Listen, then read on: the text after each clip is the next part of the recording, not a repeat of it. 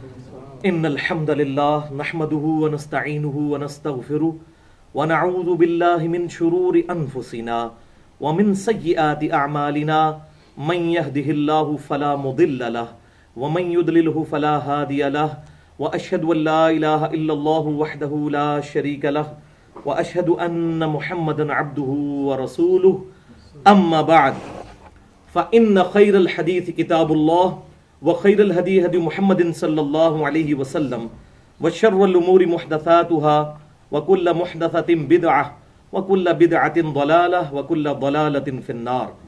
أعوذ بالله السميع العليم من الشيطان الرجيم من همزه ونفخه ونفثه. بسم الله الرحمن الرحيم. رب اشرح لي صدري ويسر لي أمري واحلل عقدة من لساني يفقهوا قولي. بسم الله الرحمن الرحيم. ان اللہ وملائکتہ یصلون علی النبی یا ایھا الذین آمنوا صلوا علیہ وسلموا تسلیما. اللہم صل علی محمد وعلی آل محمد کما صلیت علی ابراہیم وعلی آل ابراہیم انک حمید مجید. اللہم بارک علی محمد وعلی آل محمد کما بارکت علی ابراہیم وعلی آل ابراہیم انک حمید مجید. قرآن کلاس نمبر 119 میں آج انشاءاللہ تعالی ہم سورہ الاعراف کی آیت نمبر 157 سے شروع کریں گے. اور اس آیت کے شروع کے حصے پہ میں نے پچھلی دفعہ تقریباً 15 سے 20 منٹ گفتگو کی تھی، جس میں نے اولڈ ٹیسٹیمنٹ یعنی تورات اور نیو ٹیسٹیمنٹ یعنی انجیل سے حوالے دیے تھے کہ ان کتابوں میں بھی ہمارے پروفٹ صلی اللہ علیہ وسلم کی پروفیسیز اور پریڈکشنز موجود ہیں کہ پیغمبر آخر الزمان صلی اللہ علیہ وسلم آئیں گے. آج کی جو اس وقت تورات اور انجیل موجود ہے کنگز جیمز ورژن کے نام سے، اور اردو میں بھی انارکلی بازار لاہور سے وہ انجیل مقدس کے نام سے وہ شائع کرتے ہیں. اگر ان کو آپ خط لکھے تو وہ مفت بھی گھر بھیج دیتے ہیں. تو اس کے میں نے ریفرنسز پچھلی دفعہ دیے تھے اسی آیت کے کانٹیکسٹ میں. اب اس کی مزید ڈیٹیل میں ہم نہیں جائیں گے، وہ حصہ ضرور پڑھ لیتے ہیں. بسم اللہ الرحمن الرحیم. صحیح ایمان والوں کی نشانی بتایا گیا. الذین یتبعون الرسول النبی الامی الذی یجدونہ مکتوبا عندہم، وہ لوگ جو کہ اتباع کرتے ہیں اس رسول کی جو نبی امی ہے صلی اللہ علیہ وآلہ وسلم، یعنی وہ کسی انسان سے پڑھے ہوئے نہیں ہیں. اور یہ وہ ہیں الذی یجدونہ مکتوبا عندہم فی التوراۃ والانجیل، کہ جن کا ذکر یہ لکھا ہوا پاتے ہیں علماء یہود اور نصارہ کے علماء تورات میں بھی اور انجیل میں بھی. اس کانٹیکسٹ میں نے پچھلی دفعہ ڈیٹیل سے گفتگو کی تھی. آج آگے چلتے ہیں. یأمرہم بالمعروف، یہ پیغمبر وہ ہیں جو کہ حکم دیتے ہیں ان کو نیکی کا، نیک کاموں کا، نمبر 1. نمبر 2 وینہاہم عن المنکر، اور برائی سے روکتے ہیں. نمبر 3 ویحل لہم الطیبات، وہ ان پر پاکیزہ چیزیں حلال کرتے ہیں اللہ تعالیٰ کے اذن سے جو یہودیوں نے خود اپنے اوپر حرام کر لی ہوئی تھی، مثال کے طور پر اونٹ کا گوشت. نمبر 4 وَيُحَرِّمُ عَلَيْهِمُ الْخَبَائِث، اور حرام کرتے ہیں جو ناپاک چیزیں ہیں. اللہ تبارک و تعالیٰ نے ہماری انسٹنکٹ میں جن کے بارے میں یہ بات رکھ دی ہے کہ طبیعت ان کی طرف مائل نہیں ہوتی، جیسا کہ خنزیر کا گوشت، اسی طریقے سے خون، مردار، اس طرح کی چیزیں. اور 5ویں چیز بہت اہم چیز ہے خصوصاً آج کل کے دور کے اعتبار سے، وَيَضَعُ عَنْهُمْ إِسْرَهُمْ وَالْأَغْلَالَ الَّتِي كَانَتْ عَلَيْهِمْ، اور یہ پیغمبر آخر الزمان صلی اللہ علیہ وسلم ان سے اتارتے ہیں وہ بوجھ جو ان کے اوپر پڑا ہوا ہے، وَالْأَغْلَالَ الَّتِي كَانَتْ عَلَيْهِمْ، اور وہ زنجیریں جس کے اندر یہ لوگ جکڑے ہوئے ہیں، معاشرتی بوجھ اور زنجیریں جو معاشرے کی غیر ضروری رسومات ہیں جن کو پورا کرنے میں یہ لوگ بسا اوقات فضول خرچی پر اتر آتے ہیں اور امیر لوگوں کے تو وہ چونچلے بنتے ہیں، لیکن غریب لوگوں کے لیے ان رسومات کو نبھانا مشکل ہو جاتا ہے. تو اس قسم کی جو رسومات آ چکی ہیں ان سے لوگوں کو، انسانیت کو چھٹکارا دلاتے ہیں. آج بھی آپ اس کی مثال دیکھ سکتے ہیں. اگر سنت کے مطابق نکاح کی سنت پر عمل کیا جائے تو کوئی مشکل کام نہیں ہے، لیکن امیر لوگوں کے چونچلے، انہوں نے فضول خرچی کی رسومات اس قدر عام کر دی ہیں کہ آج زنا کرنا آسان ہے اور نکاح کرنا مشکل بن چکا ہے، وَلِعَوْذُ بِاللَّهِ تَعَالَى. تو اس قسم کی جو خود ساختہ رسومات ہم نے خود اڈاپٹ کر لی ہیں، آپ صلی اللہ علیہ وسلم ان تمام رسومات سے چھٹکارا دلانے والے ہیں. اور آپ صلی اللہ علیہ وسلم کے ذریعے اس کتاب میں ایک بڑی زبردست آیت نازل ہوئی جو سورہ بنی اسرائیل میں 10 کمانڈمنٹس ہیں، جو ہمارا ریسرچ پیپر بھی چھپ چکا ہے، قرآن حکیم کے 10 بنیادی احکام. اس میں جو 9th کمانڈ ہے، جو احکام عشرہ بنی اسرائیل کو دیے گئے، قرآن میں بھی موجود ہیں، تورات اور انجیل کے اندر بھی موجود ہیں. اس کا قرآنک ورژن سورہ بنی اسرائیل کی آیت نمبر 23 سے لے کر 39 تک 17 آیات ہے. اس میں جو 36 نمبر آیت ہے سورہ بنی اسرائیل کی 9th کمانڈ، بسم اللہ الرحمن الرحیم، وَلَا تَقْفُ مَا لَيْسَ لَكَ بِهِ عِلْمٍ. اے انسان، کسی چیز کی پیروی اس وقت تک مت کرنا جب تک تمہارے پاس اس کے بارے میں ڈیفینیٹ علم نہ آ جائے. ان السمع والبصر والفؤاد کل اولئک کان عنہ مسئولا. بے شک آنکھ، کان اور فواد کی اپروپریٹ ٹرانسلیشن عقل ہے. بعض لوگوں نے دل ترجمہ کیا، لیکن اس کے لیے کوئی عربک لنگوسٹک میں کوئی دلیل موجود نہیں ہے. فعید عربی میں کہتے ہیں فائدے والی چیز کو. کان، آنکھیں اور عقل، اس کے بارے میں تم سے پوچھا جائے گا کہ ان 3 اعضاء کو استعمال کر کے تم نے حق بات حاصل کرنے کی کوشش کیوں نہیں کی. اور اسی آیت کے کانٹیکسٹ میں ڈاکٹر اقبال نے جو اپنے 6 خطبات دیے تھے، reconstruction of religious thoughts in Islam, اس میں انہوں نے ایک بڑی زبردست بات لکھی اسی آیت کے کانٹیکسٹ میں کہ the inner core of present western civilization is Quranic because it is dependent upon, it is based upon true knowledge. کہ آج کی جو یورپی ترقی ہے اس کا اندرونی محور قرآن پر بیس کرتا ہے، کیونکہ وہ علم کی بنیاد پہ چلتے ہیں. اور یہی وجہ تیزی سے لوگ مسلمان ہو رہے ہیں. اب مجھے بتائیے، کوئی انگریز یہ بات ماننے کے لیے تیار ہے کہ کالی بلی راستہ کاٹ دے تو یہ نحوست کی نشانی ہے؟ یا گھر کی چھت پر کوا آ کر بیٹھ جائے تو مہمان آئیں گے؟ یا شیشہ ٹوٹ جائے تو یہ نحوست کی نشانی ہے؟ وہ کہیں گے بھائی اس کی علمی دلیل کیا ہے. لیکن ہمارے پڑوس میں 90 کروڑ ہندوؤں کا یہ عقیدہ ہے کہ بھائی زلزلہ اس لیے آتا ہے کہ زمین کو ایک بیل ہے، ایک گائے نے اٹھا رکھا ہے ایک سینگ پر، جب وہ تھک جاتی ہے تو وہ دوسرے سینگ پہ اٹھاتی ہے تو بس زمین ہلتی ہے. اب اس کے لیے کوئی شرعی دلیل ان کے پاس نہیں موجود، کوئی سائنٹیفک دلیل نہیں موجود. کوئی انگریز مانے گا؟ وہ کہے گا بھائی جیولوجی پڑھیں آپ کو پتا چلے ٹیکٹونک پلیٹس کے ڈسٹربنس کی وجہ سے یہ سب کچھ ہوتا ہے.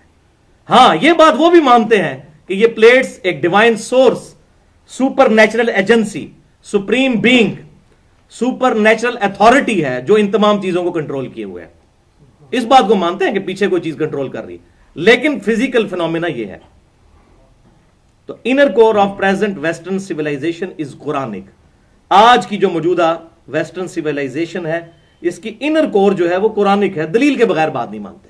اور قرآن صرف 2 ہی علوم مانتا ہے، ایک وحی کا علم ریویلڈ نالج، اور دوسرا سائنس کا علم، the knowledge obtained through observations and experiments. یہ سائنس کا علم، وہ بھی قرآن و سنت کی طرح ڈیفینیٹ ہے جو اسٹیبلش ہو جائے.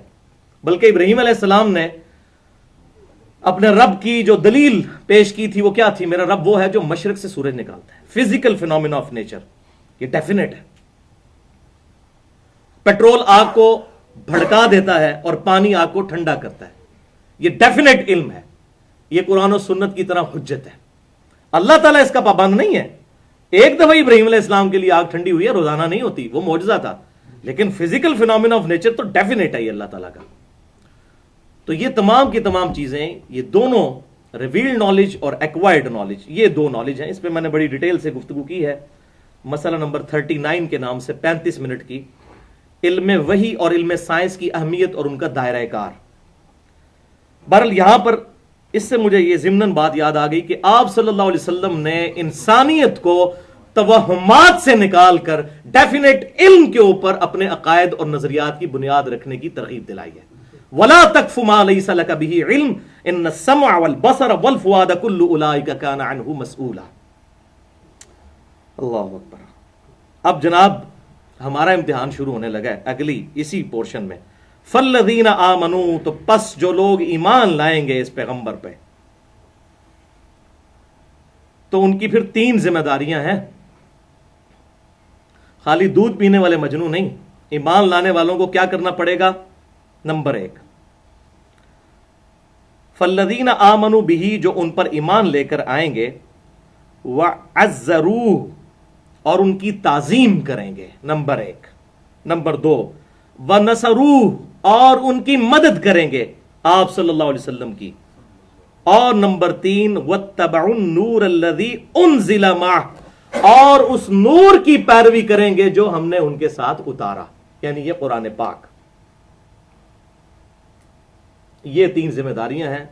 اب اس آئینے کو ہم نے سامنے رکھ کے اپنی شکل بھی دیکھنی ہے، کیا ہم آپ صلی اللہ علیہ وسلم کے ساتھ جو ہمارا ایمان کا تعلق ہے اس کی 3 شرائط پوری کر رہے ہیں؟ نمبر 1، آپ صلی اللہ علیہ وسلم کی تعظیم۔ یہ تو ہر مسلمان کے دل کے اندر موجود ہے، یہاں تک کہ کوئی بھی شخص کتنا ہی میرے جیسا گیا گزرا ہو، بے عمل مسلمان ہو، اس کے دل میں یہ بات ضرور موجود ہے کہ میں آپ صلی اللہ علیہ وسلم کی خاطر جان دینے کے لیے تیار ہوں۔ لیکن اس کا ایک تلخ پہلو ہے کہ آج تک کسی نے جان مانگی نہیں ہے۔ غلامی رسول میں موت بھی قبول ہے کیونکہ آج تک ہم سے کسی نے موت مانگی نہیں ہے۔ غلامی رسول میں داڑھی قبول نہیں ہے کیونکہ بیوی منع کرتی ہے۔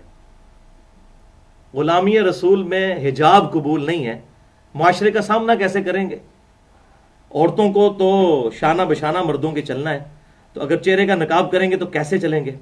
غلامی رسول میں موت قبول ہے، پتہ ہے موت مانگنی کسی نے نہیں، باقی چیزیں تو بھائی ہاں، غلامی رسول میں فجر کی نماز تکبیر اولیٰ کے ساتھ مسجد کی پہلی صف میں، یہ تو بھائی مشکل کام ہے، تو روزانہ مرنا پڑے گا۔ فجر کی نماز جماعت سے پڑھنے کے لیے تو روزانہ مرنا پڑے گا، اور قتال میں تو ایک دفعہ مرنا ہے، جان چھوٹ گئی، اس کے لیے تو روزانہ مرنا پڑے گا۔ نفس کے خلاف جہاد کرنا یہ بہت مشکل کام ہے،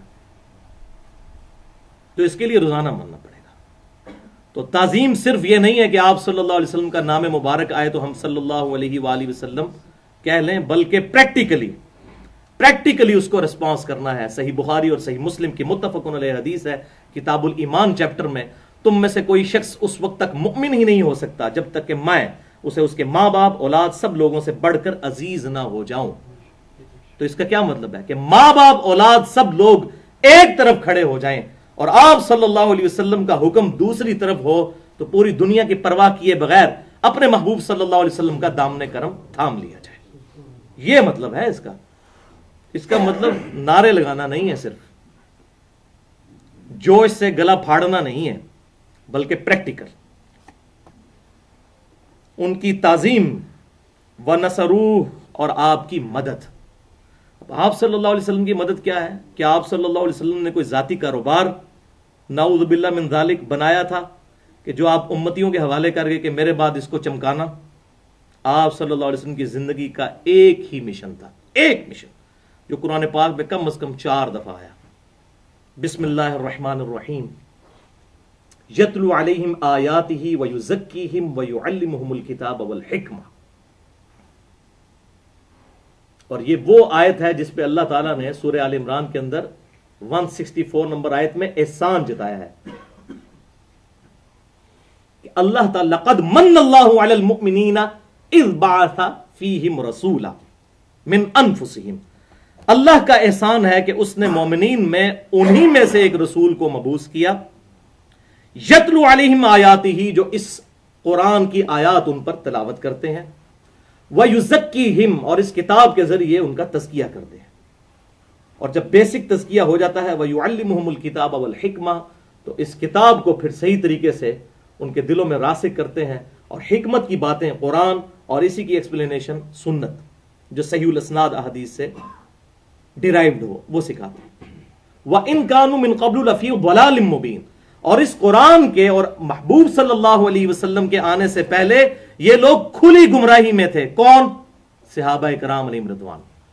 اور میں اس پہ جملہ بولتا ہوں کہ صحابہ کرام علیہم رضوان اس قرآن اور صاحب قرآن صلی اللہ علیہ وسلم کے آنے سے پہلے کھلی گمراہی میں تھے، اور ہم اس کے آنے کے بعد بھی کھلی گمراہی میں ہیں کہ کتاب پڑھتے ہی کوئی نہیں ہے. وَلِعَوْذُ بِاللَّهِ تَعَالَى. تو ان کو جو گمراہی سے نکلنے کی گارنٹی ملی اس کتاب پر عمل کرنے کی وجہ سے، آپ صلی اللہ علیہ وسلم کی اتباع کرنے کی وجہ سے. تو آپ کا کوئی ذاتی کاروبار نہیں تھا، آپ کو ایک ہی مشن دیا گیا. سورۃ الانعام آیت نمبر 19 وَأُوحِيَ إِلَيَّ هَذَا الْقُرْآنُ لِأُنذِرَكُم بِهِ وَمَن بَلَغَ. اے محبوب صلی اللہ علیہ وسلم فرما دیجئے یہ قرآن مجھے اس لیے وحی کیا گیا ہے کہ اس کے ذریعے میں تمہیں بھی ڈر سنا دوں، اور جس تک یہ دعوت پہنچ جائے وہ اسی کتاب کے ذریعے ڈر سنائے، دعوت کا کام کرے. کسی مولوی کی لکھی ہوئی کتاب سے نہیں، اللہ کی کتاب سے. یہ آپ کا مشن تھا. بہرحال اس پہ میں نے یوم عرفہ 1432 ہجری میں تقریباً 2 گھنٹے کی گفتگو کی تھی. مسئلہ نمبر 1 کے نام سے اہل سنت پاک.com پہ اپلوڈ ہے.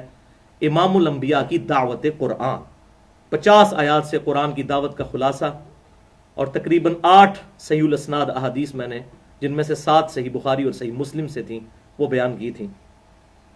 اور اسی پہ ریسرچ پیپر بھی ہے جو آپ کو لیکچر کے اینڈ پہ ملے گا، امام الانبیاء کی دعوت قرآن صلی اللہ علیہ وآلہ وسلم.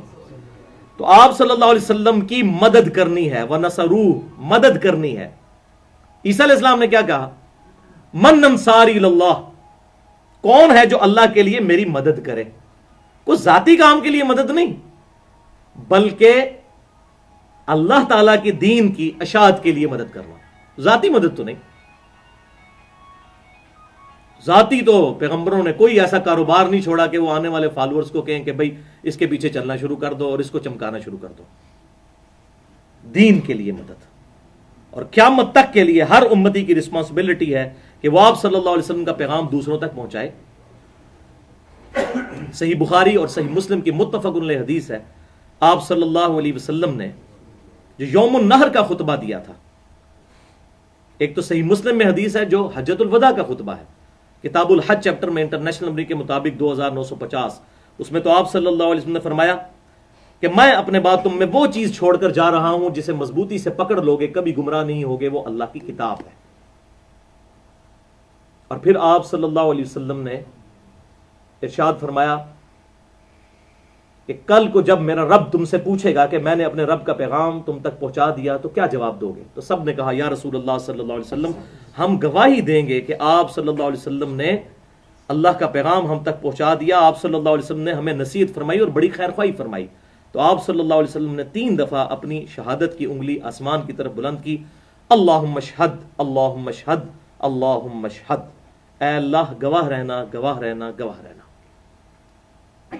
یہاں تک تو یہی تھا، لیکن جو اگلا خطبہ ہے یوم النحر کا، وہ بخاری اور مسلم دونوں میں ہے. بڑا لمبا خطبہ، اس کے کنکلوڈنگ الفاظ بھی یہی ہیں، لیکن 7 اور الفاظ ہیں. آپ صلی اللہ علیہ وسلم نے ارشاد فرمایا کہ اب جو یہاں پر موجود ہے اس کی ذمہ داری ہے کہ اس پیغام کو اس تک پہنچا دے جو یہاں پر موجود نہیں ہے. آپ صلی اللہ علیہ وسلم کے بہاف پہ پوری امت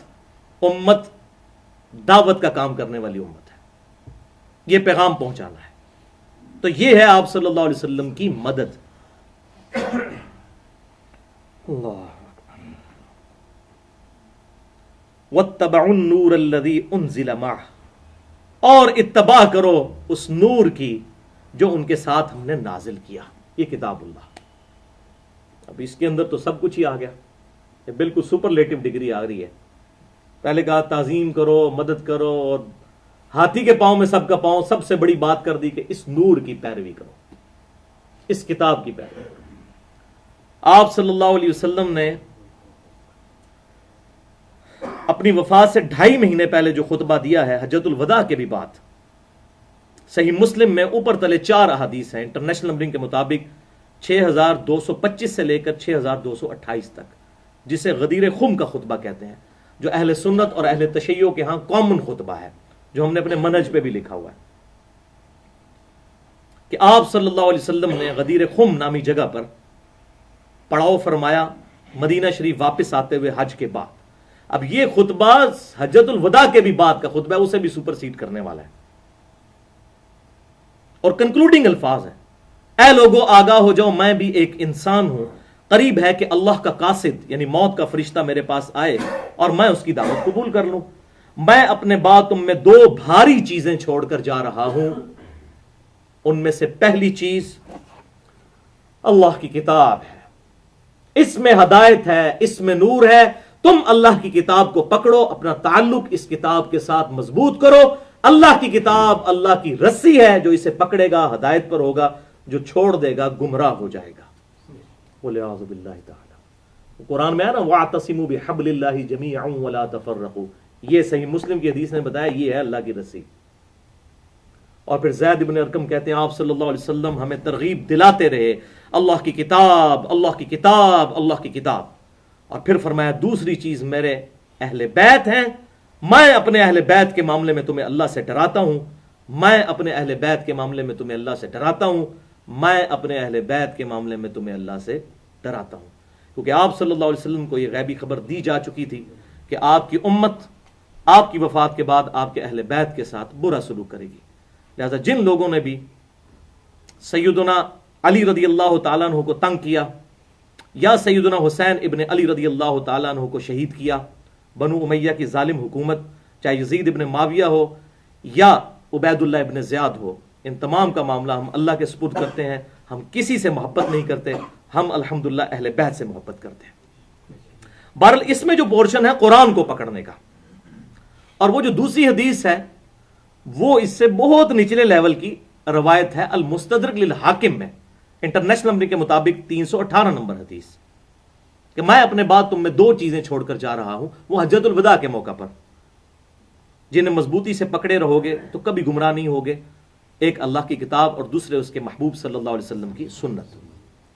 تو کتاب اللہ کو ماننا اور سنت کو ماننا ایک ہی چیز ہے. اسی کتاب نے سنت کی طرف رہنمائی کی. من یطع الرسول فقد اطاع اللہ، جس نے رسول اللہ صلی اللہ علیہ وسلم کی اطاعت کی گویا کہ اس نے اللہ کی اطاعت کی. الحمدللہ. اب آ رہا ہے جناب اتنی مشکل یہ تین کڑی شرائط کے بعد اولئک هم المفلحون، تو پھر ایسے لوگ ہیں فلاح پانے والے. اتنے تو جناب بڑے ہیں جناب ایک بار کلمہ پڑھ لے جناب سیدھا جنت ہی جانا ہے. اے ویکھ لو جناب جنت ہی جانا ایڈا سوکھا نہیں ہے. جنت میں جانا اتنا آسان نہیں، بڑا مشکل کام ہے. تین شرائط. اب قرآن کوئی پڑھے گا تو پتہ چلے گا نا. کچھ بھی ہے یا اللہ تیرے محبوب کی امت سے، اے اللہ ہم سود خور ہیں، حرام خور ہیں، بے ایمان ہیں، قاتل ہیں، بے نمازی ہیں، کچھ بھی ہے یا اللہ تیرے محبوب کی امت سے، ایسا نمازہ کوئی نہیں پڑھنی، سانو ویسے ہی معاف کر دے. یہی کہنا. اور یہ میں کہہ رہا ہوں یہ اس کے اوپر اگر اللہ تعالیٰ کے مورل لاز دنیا میں ایکٹیو ہوتے تو فوراً سر کے اوپر جوتی پڑتی کہ اپنی ناپاک زبانوں سے ہمارے محبوب صلی اللہ علیہ وسلم کی نسبت کا نام لیتے ہو. جو کچھ بھی ہے تیرے محبوب کی امت ہے، یعنی تیرے محبوب کی بات ماننی کوئی نہیں، بس یہ نسبت کی وجہ سے ہمیں تار دے. وَلِعَوْذُ بِاللَّهِ تَعَالَى. تو یہ تین شرائط، آپ صلی اللہ علیہ وسلم کی تعظیم، آپ صلی اللہ علیہ وسلم کی مدد یعنی دین کی ترویج، اور تیسری چیز پیروی کرنی ہے کتاب اللہ کی. تو پھر فلاح انشاءاللہ تعالی مقدر ہو جائے گی انشاءاللہ. اب یہ بات کے بعد آپ صلی اللہ علیہ وسلم کی طرف سے دعوت دی جا رہی ہے. قل یا ایھا الناس انی رسول اللہ الیکم جمیعا. اے محبوب صلی اللہ علیہ وسلم اب فرما دیجئے علی الاعلان پوری انسانیت کو کہ اے انسانوں بے شک میں تمہاری طرف رسول ہوں، تم سب کی طرف اللہ تعالی کی طرف سے. الذی لہ ملک السماوات والارض، اس اللہ کی طرف سے کہ جو کچھ آسمانوں اور زمین میں ہے وہ اسی کی ملکیت ہے. لا الہ الا ہو، نہیں ہے کوئی معبود مگر وہی. یحیی و یمیت، وہی زندگی دیتا ہے اور وہی موت دیتا ہے. یہ اللہ کا تعارف آ رہا ہے اس اللہ کی طرف سے میں پوری انسانیت کی طرف رسول بنا کر بھیجا گیا. اب اس سے پہلے جو انباء و رسل کا سلسلہ جاری تھا اس میں آپ نے دیکھا کہ سیدنا نوح علیہ السلام سے ذکر شروع ہوا. نوح علیہ السلام، ہود علیہ السلام، صالح علیہ السلام، لوط علیہ السلام، پھر شعیب علیہ السلام، پھر موسیٰ علیہ السلام. سب کے سب کیا کہتے ہیں؟ یا قوم. اے میری قوم میں تمہاری طرف اللہ کا رسول ہوں. لیکن یہ فرسٹ ٹائم آیا ہے کہ آپ صلی اللہ علیہ وسلم کو کہا گیا کہ پوری انسانیت کے لیے ہے, کسی قوم کے اور قبیلے کے لیے نہیں ہے. یہ آپ صلی اللہ علیہ وسلم کو اللہ تعالیٰ نے ایسی کوالٹی دی جو کسی پیغمبر کو بھی آپ صلی اللہ علیہ وسلم سے پہلے نصیب نہیں ہوئی. اور اسی کو بالکل کھول کر بیان کیا گیا ایک اور مقام پر, بسم اللہ الرحمن الرحیم, وما ارسلناک الا کافۃ للناس بشیرا ونذیرا. اے محبوب صلی اللہ علیہ وسلم, ہم نے آپ کو نہیں بھیجا مگر پوری انسانیت کے لیے ڈر سنانے والا اور خوشخبری سنانے والا. آپ صلی اللہ علیہ وسلم کی رسالت پوری انسانیت کے لیے.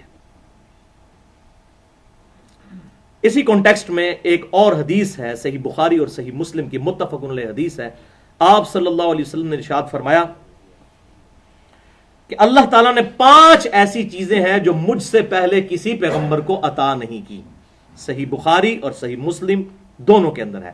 اور مشکات میں بھی آپ صلی اللہ علیہ وسلم کے فضائل والے چیپٹر میں امام ولی الدین تبریزی رحمہ اللہ بخاری اور مسلم کی یہ حدیث شروع میں ہی لے کر آئے ہیں.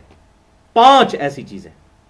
نمبر 1, 1 مہینے کی مسافت سے اللہ تعالیٰ نے میرا روب کفار کے دل میں ڈال دیا. یہ اس امت کا روب ہے. آپ دیکھیں غزوہ تبوک کے لیے روانہ ہوئے, 1.5 لاکھ کی فوج لے کر آیا اور ادھر صرف 30,000 جانثار ساتھ تھے.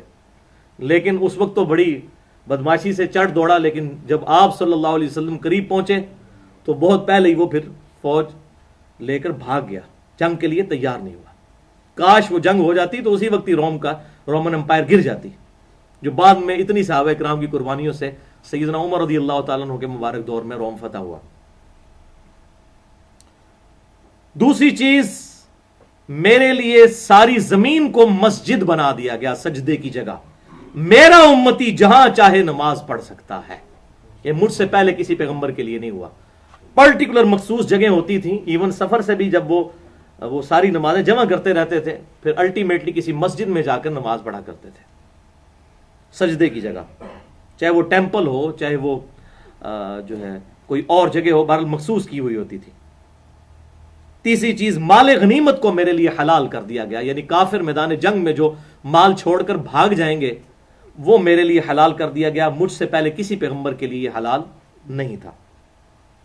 اور چوتھی چیز, اللہ تعالیٰ نے شفاعت کبریٰ کا اختیار مجھے دیا ہے, الحمدللہ, لیکن الا باذنہ, اللہ کے اذن کے ساتھ, کسی اور پیغمبر کو نہیں. 5ویں چیز کہ باقی سارے انبیاء اپنی قوموں کے لیے آئے اور مجھے اللہ تعالیٰ نے پوری انسانیت کے لیے پیغمبر بنا کر بھیجا. وہی بات جو اس آیت میں آئی, یا ایھا الناس انی رسول اللہ الیکم جمیعا, اے انسانوں, اے ساری انسانیت, بے شک میں تم سب کی طرف اللہ کا رسول بنا کر بھیجا گیا ہوں. اچھا, صحیح مسلم میں 2 اور خوبیاں بھی آئی ہیں جو آپ صلی اللہ علیہ وسلم کو عطا فرمائی گئی اسی حدیث کے کانٹیکسٹ میں. ایک یہ کہ آپ صلی اللہ علیہ وسلم کو جوامع کلمات کے ساتھ مبعوث کیا گیا, یعنی بات مختصر لیکن اس کے معنی بہت گہرے اور بہت تفصیل والے. مختصر سی بات کر کے بہت زیادہ مضمون ٹرانسفر کر دینا. یہ آپ صلی اللہ علیہ وسلم کی کئی احادیث اس کے اوپر شاہد ہیں. مثلا صحیح بخاری اور صحیح مسلم کی متفق علیہ حدیث ہے.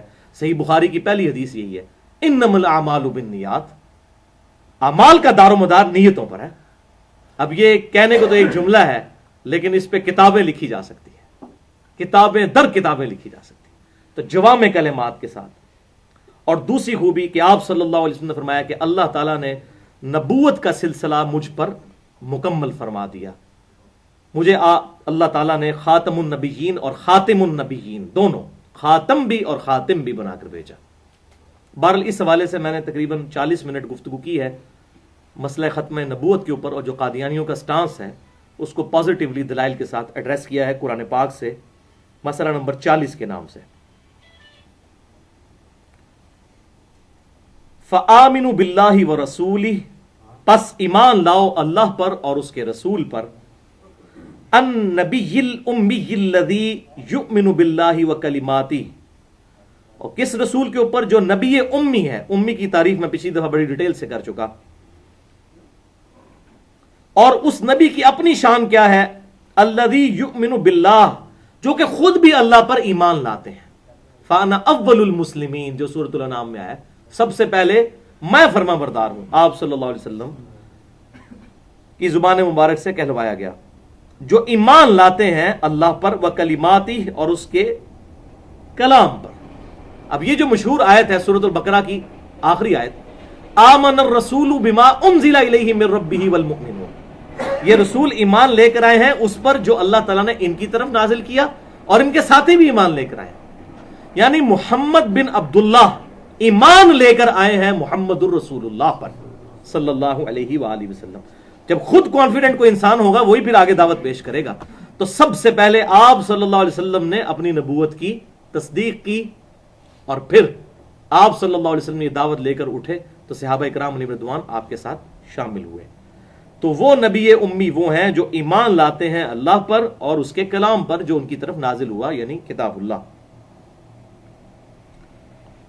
واتبعوہ, تو تم ان کی پیروی کرو, اتباع کرو, لعلکم تہتدون, تاکہ تم ہدایت پا جاؤ.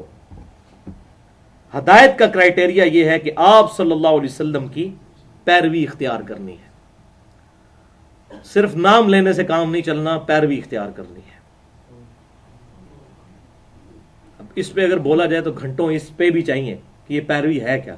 اس حوالے سے دو احادیث میں ضرور یہاں پر بیان کر دوں. صحیح بخاری کی دونوں احادیث ہیں. کتاب الاعتصام بالکتاب والسنہ چیپٹر میں امام بخاری نے ایک پورا باب باندھا ہے, سیکنڈ لاسٹ باب ہے صحیح بخاری کا, کتاب و سنت کو مضبوطی سے پکڑنا. اس میں یہ دونوں حدیثیں لے کر آئے ہیں ساتھ ساتھ. محمد فرق بین الناس, محمد صلی اللہ علیہ وسلم لوگوں میں حق اور باطل کے درمیان فرق ہے. یہ کتاب بھی الفرقان ہے اور آپ صلی اللہ علیہ وسلم کی ذات بھی الفرقان ہے, حق اور باطل میں تمیز کرنے والی. اور دوسری حدیث بہت سخت حدیث ہے صحیح بخاری کی, کہ آپ صلی اللہ علیہ وسلم نے فرمایا میری پوری امت جنت میں جائے گی سوائے اس کے کہ جس نے انکار کر دیا, خود ہی جانے سے انکار کر دیا, وہ تو جنت میں نہیں جانے گا. تو صحابہ کرام علیہم رضوان پریشان ہوئے, کہا یا رسول اللہ صلی اللہ علیہ وسلم کس نے انکار کیا؟ اب ذرا آگے جواب سنیے گا. فرمایا جس نے میری اطاعت کی وہ جنت میں جائے گا, جس نے میری نافرمانی کی اس نے انکار کر دیا, خود ہی انکار کر دیا جنت میں جانے سے. جس نے میری اطاعت نہیں کی, نافرمانی کی, وہ جی ایک دفعہ کلمہ پڑھ لیا ہے ٹوری جانا ہے. اب یہ بھی دیکھ لیں. تو قرآن و سنت کو ٹوٹیلٹی میں لینا ہے, پک اینڈ چوز نہیں کرنا, چند ایک باتیں پکڑ لی آؤٹ آف کانٹیکسٹ اور اپنی طرف سے رزلٹ نکال لیے. صحابہ کرام علیہم رضوان میں سے خصوصاً سیدنا عثمان غنی رضی اللہ تعالیٰ عنہ, جن کو کم از کم 3 دفعہ جنت کی گارنٹی ملی ہے. لیکن جامعہ ترمذی اٹھا کے دیکھ لیں, قبرستان جاتے تھے تو اتنا روتے تھے کہ داڑھی آنسوؤں سے تر ہو جایا کرتی تھی. صحابہ نے عرض کیا امیر المومنین کیا حال ہے آپ کا, بخشائیں آپ, کچھ بھی ہیں اپنے محبوب کی امت سے, آپ کو تو محبوب کی زبان سے گارنٹی بھی ملی ہوئی ہے. تو سیدنا عثمان نے فرمایا کہ آخرت کی منزلوں میں پہلی منزل قبر ہے, جس کی یہ منزل آسان ہوئی اس کی اگلی منزلیں آسان ہوتی چلی جائیں گی, اور جس کی یہ منزل مشکل ہوئی تو اگلی اس سے بھی مشکل ہوگی. بس میں اس پہ جب غور کرتا ہوں تو پھر مجھ سے ضبط نہیں رہتا. یہ تھے بھائیوں جن کو گارنٹیاں ملی ہوئی تھیں, اور میں یہ سمجھتا ہوں واقعی وہ لوگ حقدار تھے کہ ان کو گارنٹی دی جاتی. ہمیں گارنٹی دے دی جائے تو ہم تو پھر کبھی بھی مسجد کا رخ بھی نہ کریں. تو گارنٹیاں بھی انہی کو ملی ہیں کہ جن پر اعتماد تھا کہ اس گارنٹی کا ناجائز فائدہ نہیں اٹھائیں گے. اللہ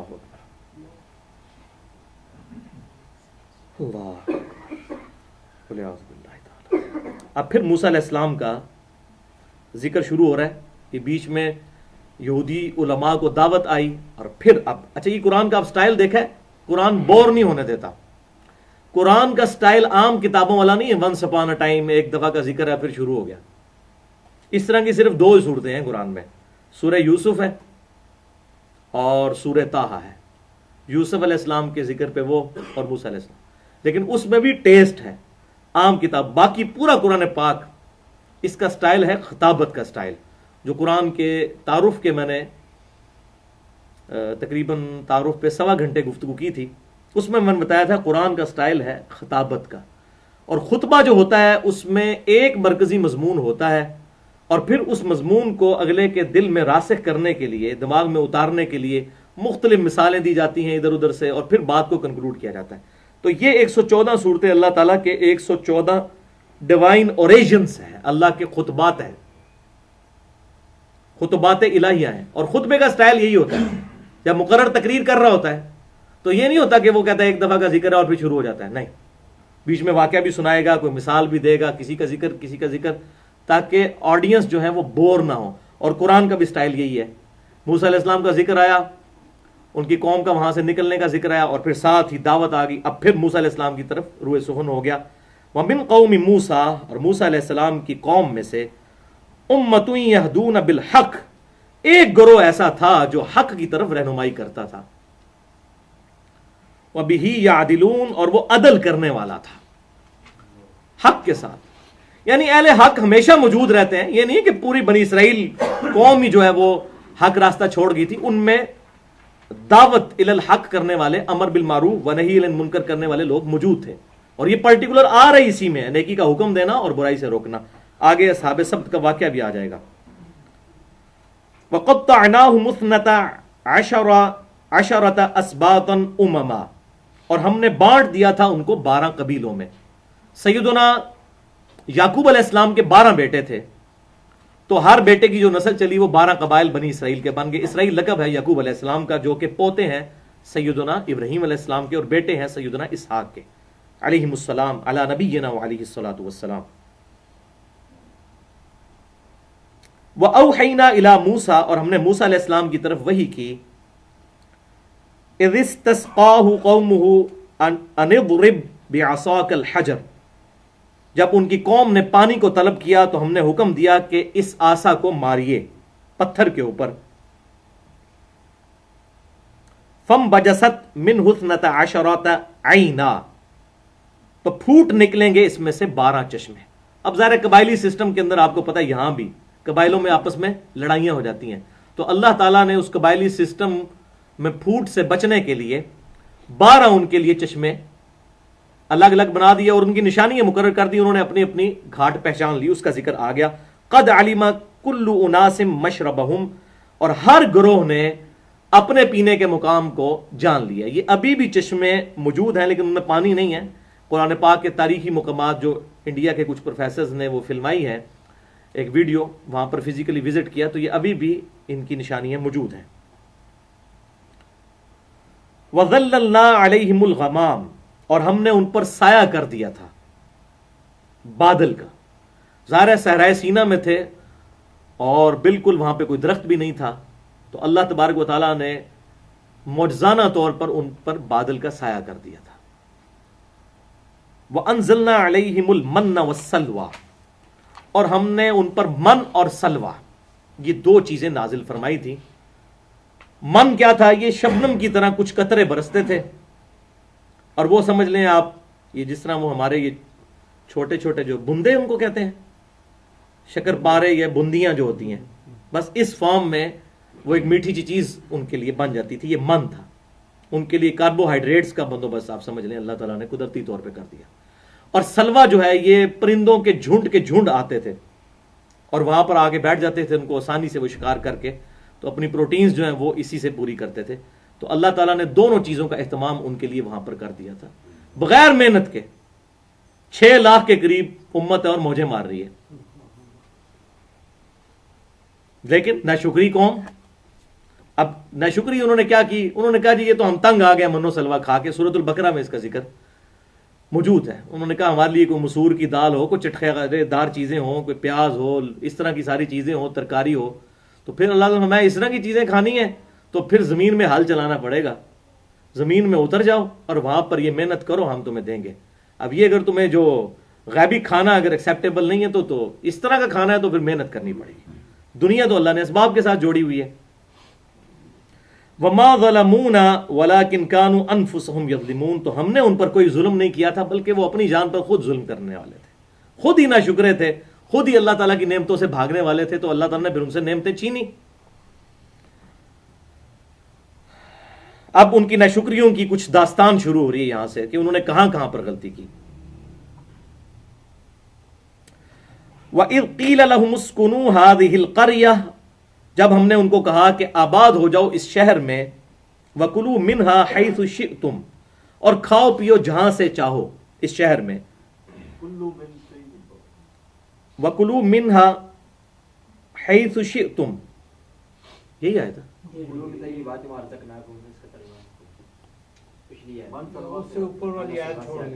اچھا اوپر والی کلوا من طیبات ما رزقناکم، کھاؤ ان پاکیزہ چیزوں میں سے جو ہم نے تمہیں دی ہیں، وہی من و سلوہ. وما ظلمونا ولکن كانوا انفسهم یظلمون، ہم نے ان پر ظلم نہیں کیا تھا بلکہ وہ اپنی جانوں پر خود ظلم کرنے والے تھے. وَإِذْ قِيلَ لَهُمُ اسْكُنُوا هَٰذِهِ الْقَرْيَةَ، اور جب ان سے کہا گیا کہ اس شہر کے اندر آباد ہو جاؤ، وَكُلُوا مِنْهَا حَيْثُ شِئْتُمْ، اور کھاؤ جہاں سے تم چاہو. وَقُولُوا حِطَّةٌ، اور کہو حِطَّةٌ، اے اللہ ہمیں بخش دے، ہمارے گناہوں سے درگزر فرما. اب یہ ذکر ہو رہا ہے جب سرائے سینا میں، سورۃ المائدہ میں بھی ذکر گزرا، اس وقت میں نے بتایا تھا پورا ایک رکوع ہے کہ سرائے سینا میں قتال کا حکم نازل ہوا تو سوائے 2-3 بندوں کے سب لوگ جو ہیں وہ قتال سے منکر ہو گئے. تو اللہ تعالیٰ نے ان کو سزا دی کہ 40 سال تک وہ صحرائے سینا میں بھٹکتے رہے، ان کو راستہ نہیں ملا. جانا انہوں نے فلسطین تھا. انہی 40 سالوں کے دوران ان کی وہاں پر جو اولاد ہوئی، انہوں نے وہاں کا ٹف ماحول دیکھا ہوا تھا، تو وہ ٹف ماحول کے عادی ہوئے، پھر قتال پر آمادہ ہوئے. اس وقت تک موسیٰ علیہ السلام اور ہارون علیہ السلام فوت ہو چکے تھے، اور موسیٰ علیہ السلام کے جانشین بنے. ہارون علیہ السلام تو ان کی زندگی میں فوت ہو گئے، موسیٰ علیہ السلام کی یوشع ابن نون علیہ السلام. تو ان کی سرکردگی میں پھر انہوں نے ہمت باندھی اور پھر فلسطین کو فتح کرنے کے لیے آگے بڑھے. تو سب سے پہلا جو شہر جو ہے اریحا، وہ فتح کیا. آج بھی یہ شہر موجود ہے جیریکو کے نام سے. تو اس شہر میں کہا گیا کہ اب داخل ہونا ہے تو عاجزی کے ساتھ داخل ہونا ہے. اللہ تعالیٰ نے تمہیں اتنے سالوں کی محنت کے بعد اب یہ سرزمین عطا کی ہے، تو اس میں داخل ہونا. اس کے دروازے میں، اس وقت شہروں کی فصیلیں ہوتی تھی، دروازے ہوا کرتے تھے. جیسے یہاں پر بھی ہمارے جہلم میں بھی قلعہ رتاس ہے، تو اس کی بھی ایک مین انٹرس والا دروازہ موجود ہے. وَادْخُلُوا الْبَابَ سُجَّدًا، اور سجدہ کرتے ہوئے یعنی جھکتے ہوئے اللہ تعالیٰ کے سامنے عاجزی کے طور پر اس میں داخل ہونا. اور مجھے یاد آ گئی یہاں پہ بات، آپ صلی اللہ علیہ وسلم جب فتح مکہ کے موقع پر انٹر ہوئے ہیں خانہ کعبہ کے اندر، کالے رنگ کی پگڑی آپ نے پہنی ہوئی تھی، صحیح بخاری اور صحیح مسلم کے اندر آتا ہے. اور آپ صلی اللہ علیہ وسلم کا سر مبارک جھکا ہوا تھا، حتیٰ کہ آپ صلی اللہ علیہ وسلم کی قریب تھا کہ تھوڑی مبارک اونٹ کی کوہان کے ساتھ لگ جائے. عاجزی، کیونکہ جب یہ اتنی بڑی فتح ہوتی ہے تو بادشاہوں کے لیے تکبر کا وقت ہوتا ہے، اور اس وقت اللہ کے پیغمبر عاجزی اختیار کرتے ہیں، جو اللہ تعالیٰ کو پسند ہے کہ اللہ کی مدد سے ہوا. تو ان کو بھی کہا گیا تھا کہ جھک کے داخل ہونا ہے اریحا جیریکو شہر میں. اللہ تعالیٰ نے تمہیں فتح دی ہے. نغفر لکم خطیئاتکم، اللہ تعالیٰ تمہارے گناہوں کو معاف فرما دے گا. جو تمہارے بزرگوں نے جو کچھ کیا اور جو تم لوگوں نے جو انبیاء کرام علیہ السلام کے ساتھ زیادتیاں کی اور ان کا حکم نہیں مانا، یہ پرانی ساری خطائیں تمہاری معاف ہو جائیں گی. سنزید المحسنین، اور اللہ تعالیٰ محسنین کو، جو واقعی نیکی کی روش اختیار کرنے والے ہیں، ان کو عنقریب جزا دینے والا ہے، اس سے بڑھ کر عطا فرمانے والا ہے. اب کیا کیا انہوں نے؟ فَبَدَّلَ الَّذِينَ ظَلَمُوا مِنْهُمْ، تو بدل ڈالا ان ظالموں نے جو ہم نے تعلیم فرمایا تھا، اکثریت نے وہ الفاظ ہی چینج کر دی. قَوْلًا غَيْرَ الَّذِي قِيلَ لَهُمْ، وہ الفاظ بدل دیے، کوئی اور الفاظ کہنے شروع کر دیے جو ہم نے تعلیم فرمائے تھے، وہ الفاظ نہیں انہوں نے. وہ صحیح بخاری میں آتا ہے کہ انہوں نے حنطتن حنطتن، گندم چاہیے گندم چاہیے، بالی میں دانا، اس طرح کے الفاظ بولنے شروع کر دیے. اور ان کی یہ بڑی عادت تھی، جس طرح ہمارے یہ پنجاب میں بھی وہ جو بھانڈ ہوتے ہیں نا، ہر بات کو بدلنا. رائنا کو رائینا کہتے تھے، سمعنا واطعنا کو سمعنا وعصینا. تو ہر لفظ کو سنا اور نافرمانی کی، الفاظ کو بدل دیتے تھے. یہ ان کے اندر ایک بڑی برائی موجود تھی. تو اللہ تعالیٰ ماتا انہوں نے الفاظ بدل دیے. فَأَرْسَلْنَا عَلَيْهِمْ رِجْزًا مِّنَ السَّمَاءِ، تو ہم نے آسمان سے ان پر ایک عذاب نازل کر دیا، بِمَا كَانُوا يَظْلِمُونَ، جو وہ ظلم کیا کرتے تھے. اور بھائیو یہ عذاب نازل ہوا، پلیگ کی وبا وہاں پر پھیل گئی، طاعون کا مرض. 40,000 لوگ لقمہ اجل بن گئے اس طاعون کے مرض کی وجہ سے. یہ اللہ تعالیٰ کی طرف سے آسمان سے، یہ ڈیٹیل ہمیں تورات میں پھر ملتی ہے. میں نے پہلے بھی کئی دفعہ عرض کیا ہے کہ تورات میں جو چیزیں قرآن سے ٹکراتی ہیں وہ تو چلیں فیبریکیشن ہو سکتی ہے، باقی قرآن پاک کی کئی چیزوں کی ایکسپلینیشن تورات سے ہوتی ہے. اور وہ جو روایت پیش کی جاتی ہے کہ سیدنا عمر رضی اللہ تعالیٰ نے تورات کے کچھ الفاظ وہ اٹھائے ہوئے تھے ورکے، وہ بالکل مجالد، اس میں راوی بالکل پکا ضعیف ہے، بلکہ کذاب راوی ہے، وہ جھوٹی روایت ہے. قرآن پاک بار بار کہتا ہے فَأْتُوا التَّوْرَاةَ، لے کر آؤ تورات اگر تم سچے ہو. نبی صلی اللہ علیہ وسلم بھی یہودیوں کے پاس گئے، سنن نبی داؤد میں حدیث موجود ہے، تو کہا تورات لے کر آؤ، تورات سے فیصلہ کیا. اور اس میں الفاظ ہیں، آپ صلی اللہ علیہ وسلم نے فرمایا میں اس کتاب پر بھی ایمان لایا، اس کتاب کو نازل کرنے والے پر بھی ایمان لایا. البتہ جو تورات اور انجیل کے اندر ٹیمپرڈ فارم میں چیزیں قرآن سے ٹکراتی ہیں ان کی ہم تصدیق نہیں کرتے، باقی جو ڈیٹیل ملتی ہے اکثر چیزیں اس کے ساتھ میچ کرتی ہیں. تو پلیگ کا مرض، طاعون کا مرض ان پر آیا اللہ تعالیٰ کی طرف سے، اور لوگ جو ہیں وہ 40,000 کے قریب لوگ اس میں ہلاک ہو گئے.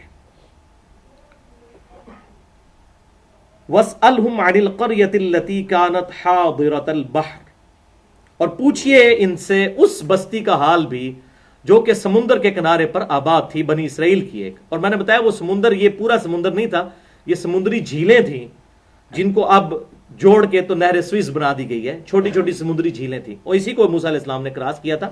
دریائے نیل کو کراس نہیں کیا تھا، دریائے نیل تو مصر کے اندر ہے. تو اسی پر ایک قوم ان کی جو ہے وہ قبیلہ آباد تھا. اذ یعدون فی السبت، جب وہ کہ ہفتے کے دن کے بارے میں حد سے بڑھ گئے. سورۃ البقرہ میں اس کا اشارتاً ذکر آیا تھا، اب آ رہا ہے وہ ہفتے کے دن کا اصل ایشو ان کے ساتھ بنا کیا تھا.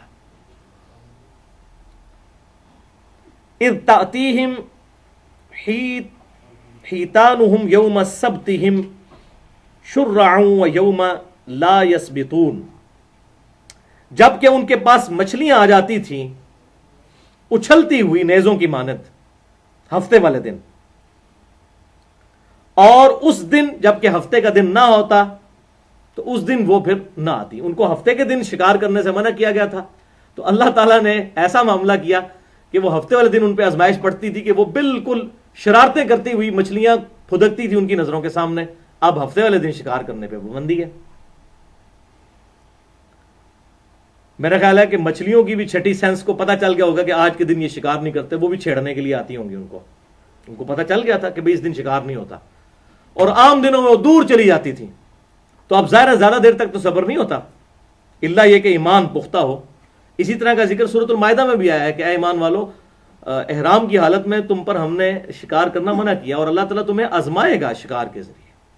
اور صحابہ کرام کے بالکل سامنے شکار آ جاتے تھے، ہرنیں جو اتنی مشکل سے پکڑی جاتی تھی احرام کی حالت میں سامنے. اب بڑا مشکل ہے جب برائی کا موقع موجود ہو اس وقت برائی سے بچنا اور اللہ تعالیٰ کی حدوں کی حفاظت کرنا، یہ مشکل کام ہوتا ہے. لا تأتیہم، تو عام دنوں میں وہ سامنے نہیں آتی تھی. کذالک، بالکل اس طریقے سے، نبلوہم بما کانوا یفسقون، ہم نے ان کو آزمائش میں ڈال دیا بسبب ان کی نافرمانی کے. جو ان کے اندر بری عادتیں موجود تھیں ہم نے ان کو اس آزمائش میں ڈال دیا. یا ایک تو یہ تھا نا کہ وہ ہفتے والے دن ان کی نیت چیک کرنی تھی، پھر اللہ تعالیٰ نے مزید ان کو آزمائش میں ڈالا کہ سامنے مچھلیاں پھدکنا شروع ہو گئیں. اب اس کی ڈیٹیل ہمیں جو ہے وہ پھر اولڈ ٹیسٹمنٹ کے اندر اور ان کی باقی کتابوں میں ملتی ہے کہ انہوں نے کیا کیا کہ ہفتے والے دن انہوں نے سمندر کے ساتھ بالکل گڑھے کھود لیے. جب مد و جزر کی وجہ سے پانی اوپر چڑھتا تھا تو پانی جو ہے وہ اپنے ساتھ، مچھلیاں بھی ان گڑھوں میں آ جاتی تھیں. جب پانی اترتا تھا تو ساری مچھلیاں اس گڑھے میں قید ہو جاتی تھیں. اس طریقے سے انہوں نے مچھلیاں پکڑنی شروع کر دی اور ہیلا بازی کرنی شروع کی کہ ہم نے کوئی شکار تو نہیں کیا، خود بخود بیچ میں آ گئی ہیں.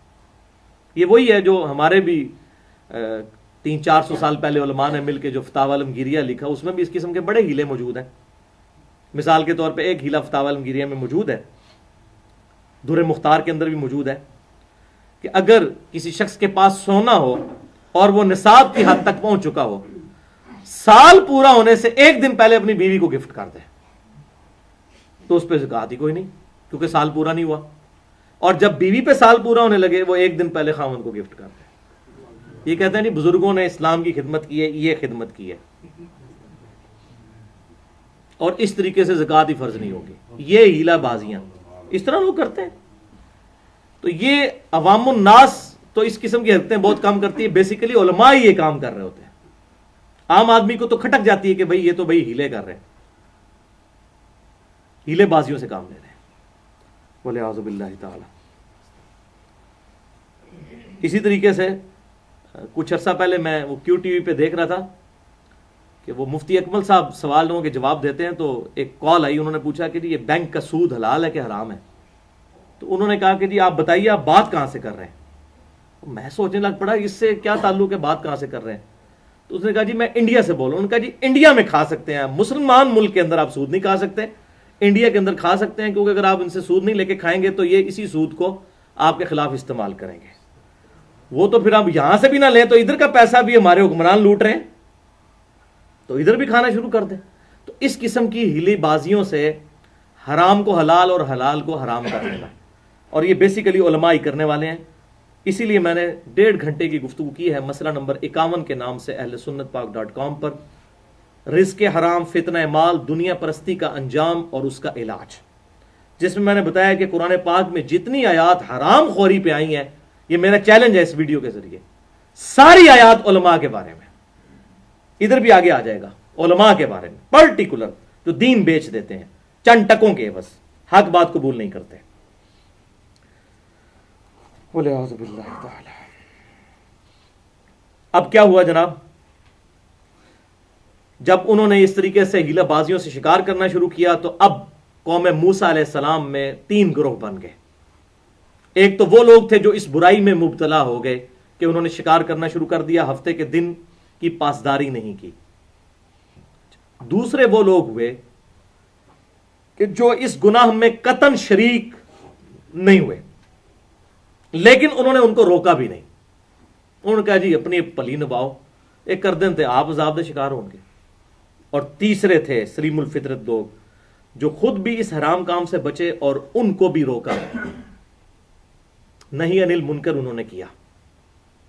اور آپ حیران ہوں گے، آیات کا کانٹیکسٹ یہی بتا رہا ہے کہ جو لوگ دوسروں کو منع کرتے تھے صرف انہی کو اللہ نے بچایا، باقی سب کو ہلاک کر دیا.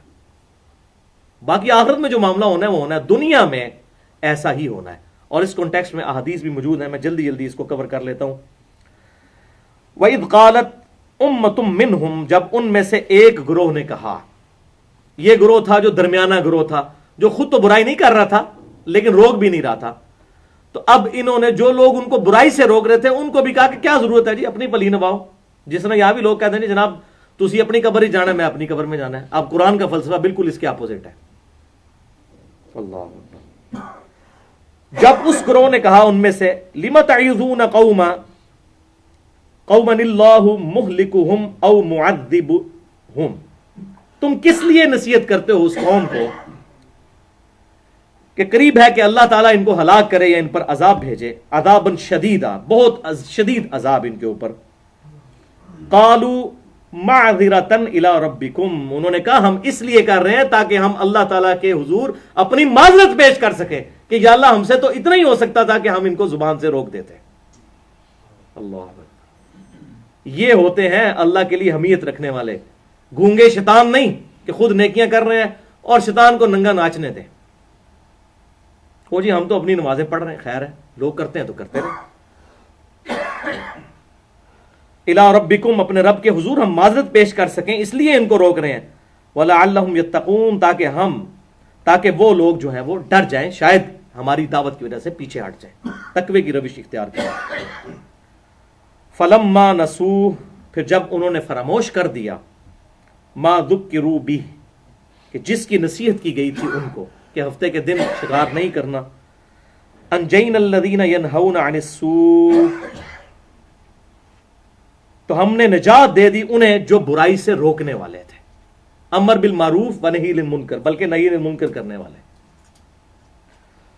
وَأَخَذْنَا الَّذِينَ ظَلَمُوا بِعَذَابٍ، اور ہم نے عذاب کے ساتھ پکڑ لیا ان کو جو ظلم کرنے والے تھے،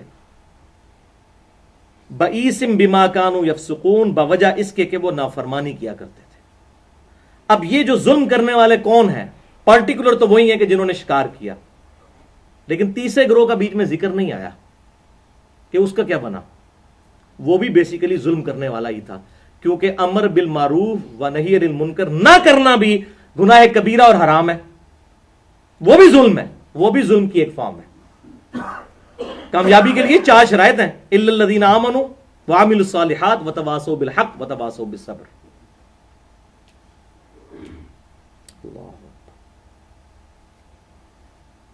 فلما عتوا عما نہوا، پھر جب انہوں نے سرکشی اختیار کی جس سے وہ روکے گئے تھے، قلنا لہم، تو ہم نے ان سے کہا، کونوا قردۃ خاسئین، کہ بن جاؤ پھٹکارے ہوئے بندر، تو ان کی شکلیں بندروں کی پھر بنا دی گئی۔ والعیاذ باللہ تعالی، استغفر اللہ واتوب الیہ۔ یہ اللہ تعالیٰ کی طرف سے ان پر عذاب آیا کہ ان کی شکلیں بندروں سے بدل دی گئیں۔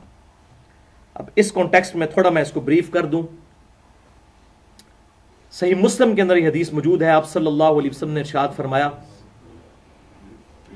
کہ تم میں سے جو کوئی شخص برائی دیکھے تو اپنے ہاتھ سے روکے، اگر ہاتھ سے روکنے کی طاقت نہ رکھتا ہو تو زبان سے روکے، اور اگر اس کی بھی طاقت نہ رکھتا ہو تو کم از کم دل میں برا جانے، وذالک اضعف الایمان، لیکن یہ ایمان کا سب سے نچلا درجہ ہے، دل میں برائی جاننا۔ لیکن یہ جو روک سکتا ہے زبان سے وہ ضرور روکے گا، اللہ یہ کہ کسی کو زندگی موت کا مسئلہ بن جائے تو اس کو بھی جسٹ اجازت ہوگی۔ افضل وہاں بھی وہی ہے جو مسند احمد میں صحیح حدیث ہے کہ سید الشہداء امیر حمزہ ہے، یا پھر وہ شخص ہے کہ جو جابر حکمران کے سامنے کلمہ حق بلند کرے۔ اسی وجہ سے ہم سیدنا حسین کو سید الشہداء کہتے ہیں۔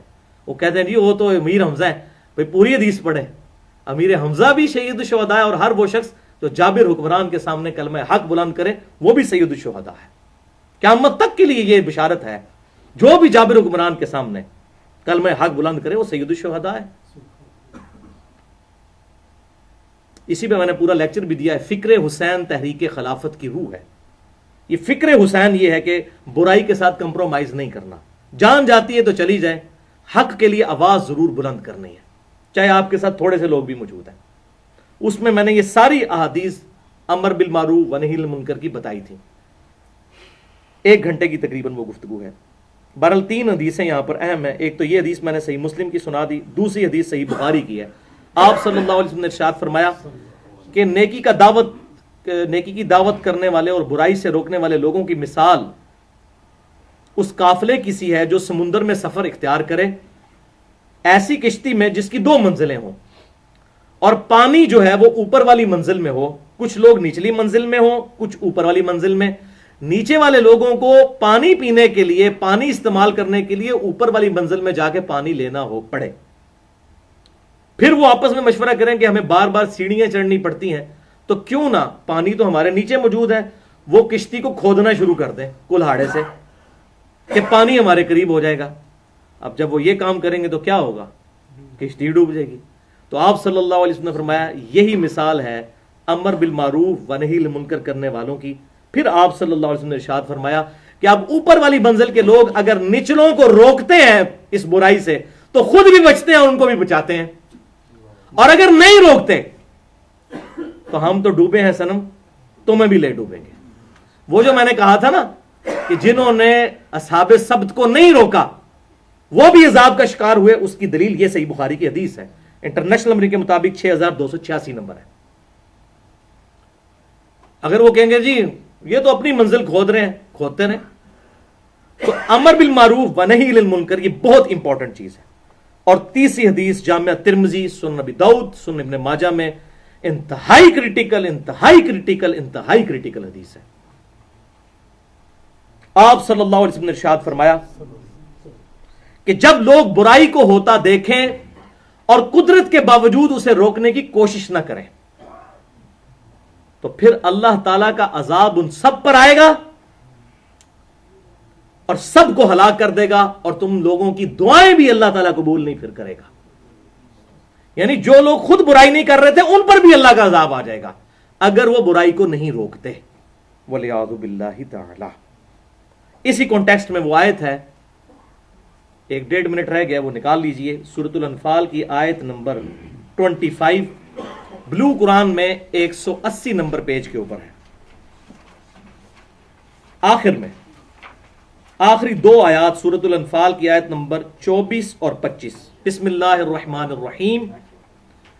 یا ایھا الذین آمنوا استجیبوا للہ وللرسول.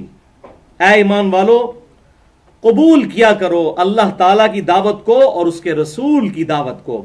اذ دعاکم جب وہ تمہیں بلائیں، جب وہ تمہیں اپنی طرف بلائیں، کوئی احکامات ارشاد فرمائیں تو فوراً لپکا کرو ان احکامات کی طرف. وَاعْلَمُوا اور کان کھول کر یہ بات سن لو، جان لو، ان اللہ یحول بین المرء وقلبہ. اللہ اکبر، کہ اللہ تبارک و تعالی حق جو قبول کرنے والی جو حص ہے قلب کی، اس کے اور تمہارے درمیان حائل ہو جاتا ہے خود اللہ تعالیٰ کہ حق بات سمجھ ہی نہ ہے. بولے اعوذ باللہ تعالی. وَأَنَّهُ إِلَيْهِ تُحْشَرُونَ اور تمہیں مر کر اسی کی طرف لوٹنا ہے. یعنی اللہ تعالیٰ پھر خود ہدایت نہیں کسی کو قبول کرنے دے گا جب وہ حق بات کو قبول نہیں کرتے اور برائی سے نہیں روکتے. وَاتَّقُوا اور تقوی اختیار کرو اور ڈرو. فِتْنَةً لَا تُصِيبَنَّ الَّذِينَ ظَلَمُوا مِنْكُمْ خَاصَّةً، اس فتنے سے کہ جو ظلم کرنے والے لوگ ہیں خالصتاً ان تک نہیں صرف پہنچے گا، سب کو آ لے گا فتنہ. یعنی تم سمجھ رہے ہو کہ ہم برائی سے کسی کو نہیں روکتے ہیں تو ان کے اوپر عذاب آئے گا، ہم پر کون سا آنا ہے؟ یہ بڑی اہم ترین آیات ہیں، یہ دو بہت اہم ترین آیات ہیں کہ اللہ تعالیٰ خود ہدایت کے راستے میں حائل ہو جاتا ہے. اور ڈر جاؤ اس بات سے کہ جب اللہ کی طرف سے فتنہ آ جائے گا، اللہ تعالیٰ کی طرف سے آزمائش یا عذاب آ جائے گا، لا تصیبن الذین ظلموا منکم خاصہ، تو جو تم میں سے گناہ کرنے والے خالص ان تک نہیں صرف پھر عذاب پہنچے گا. وَاعْلَمُوا أَنَّ اللَّهَ شَدِيدُ الْعِقَابِ اور جان لو کہ اللہ تعالیٰ سخت گرفت فرمانے والا ہے. یعنی جو لوگ امر بالمعروف و نہی عن المنکر نہیں کرتے، چاہے وہ خود برائیوں سے بچے بھی ہوں، اللہ تعالیٰ کا عذاب ان پر بھی آ کر رہے گا. اللہ تعالیٰ سے دعا ہے کہ جو حق بات میں نے کہی اللہ تعالیٰ ہمارے دلوں میں راسخ فرمائے. اگر جذبات میں میرے منہ سے کوئی غلط بات نکل گئی تو اللہ تعالیٰ ہمارے دلوں سے محو کر دے. سبحانک اللہم و بحمدک، اشہد ان لا الہ الا انت، استغفرک و اتوب الیک، وما علینا الا البلاغ المبین.